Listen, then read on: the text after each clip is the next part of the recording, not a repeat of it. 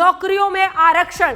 आप समझ रहे हैं, आरक्षण के इस वादे के जरिए भारतीय जनता पार्टी ने महिलाओं को, क्योंकि लगातार हो रहे चुनाव ये साफ दिखा रहे हैं कि महिला वोट बैंक पार्टियों को इधर या उधर पहुंचा देती है। लड़कियों के लिए केजी से पीजी की मुफ्त पढ़ाई का जो वादा किया गया है वो आप देख रहे हैं। इसी के साथ पब्लिक ट्रांसपोर्ट में महिलाओं को मुफ्त यात्रा, दिल्ली याद कीजिए, ऐसी ही घोषणा यहां भी की गई और लागू किया गया। बात किसानों की करते हैं। दिल्ली के बॉर्डर पर किसान अभी भी आंदोलन में बैठे हुए हैं, लेकिन किसानों को कैसे साधा जा रहा है इस संकल्प पत्र के जरिए, अब बात उनकी कर लेते हैं। 75 लाख किसानों को फायदा पहुंचाएंगे। अपने वादे के बारे में आपको बताते हैं उन्होंने क्या कहा है। 3 साल से जो रुकी हुई योजनाएं हैं किसानों के लिए, उन सबको हम लागू करेंगे। किसानों का सम्मान परिवर्तन के लिए बीजेपी का यह संकल्प। किसानों को सालाना 10,000 के मदद का ऐलान ये किया गया है आज के इस घोषणा पत्र में।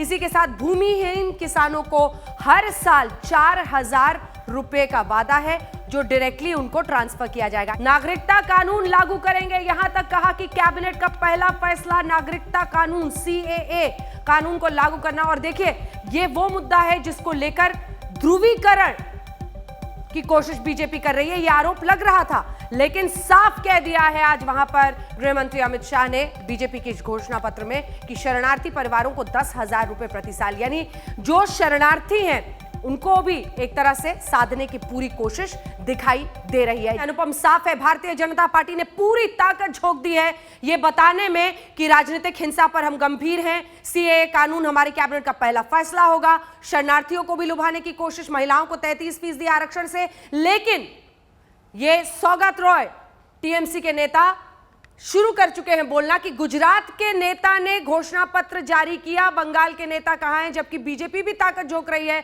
बंगाली जो रीजनल भाषा होती है उसको कहना कि इसको हम अनिवार्य करेंगे, तो जिस टैग से बीजेपी बचना चाहती है, TMC उसी नब्ज पर फिर से हथौड़ा दागने की कोशिश कर रही है।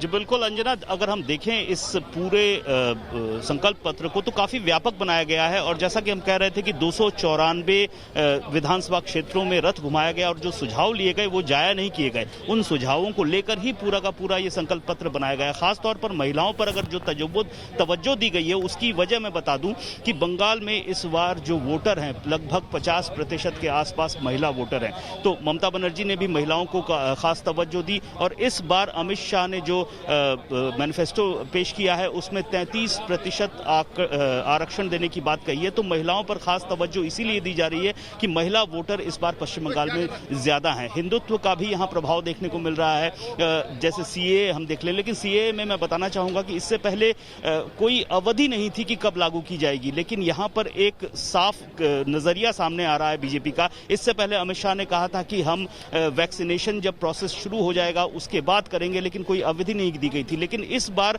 जो कहा गया है कि पहली कैबिनेट में, तो इस तरह से हम ये मान सकते हैं कि एक अवधि सरकार की ओर से दी गई और ये सिर्फ बंगाल के लिए लागू नहीं होगा, ये तो पूरे देश के लिए लागू होगा। तो हम कह सकते हैं कि अगर पश्चिम बंगाल में बीजेपी की सरकार आती है तो मई के पहले, दूसरे या तीसरे हफ्ते के बाद हो सकता है पूरे देश में CAA लागू हो, जिस तरह से कहा गया है कि पहले कैबिनेट में लागू किया जाएगा। और यहाँ पर चार चीजें जो हैं, जो ममता बनर्जी ने कहा था कि आशंका जताई थी कि उनकी कॉपी पेस्ट हो सकती है, वो 4 चीजें हैं। पहला है अन्नपूर्णा कैंटीन, जो मां कैंटीन के तौर पर ममता बनर्जी ने शुरू की। पुरोहित भत्ता, इसके अलावा विधवाओं को भत्ता है। तो ये जो 4 चीजें हैं। और OBC में जो आरक्षण दिया गया है, जो आरक्षण माहिष्य, तीली और साहक समुदाय को दिया गया है, उसी समुदाय की बात अमित शाह ने की गई है। तो 4 चीजें तृणमूल के मैनिफेस्टो से बिल्कुल मेल खाती हैं। इसके अलावा बहुत व्यापक है, मछुआरों के लिए कवरेज दिया गया है।